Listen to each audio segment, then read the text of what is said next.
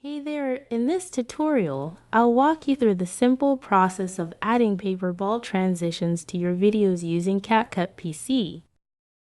Let's start by importing the two videos you want to work with onto the timeline.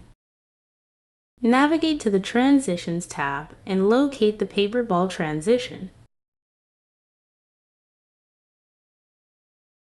If it's your first time using this transition, make sure to click on Download before proceeding.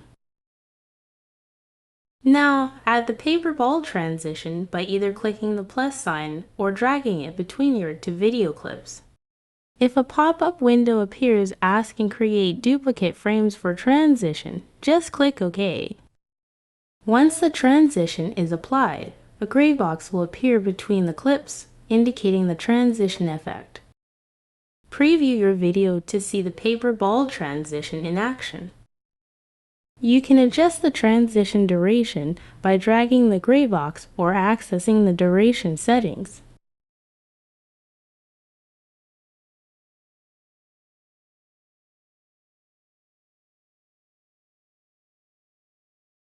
If you have multiple clips and want to apply the transition universally, simply click on the transition and select Apply to All.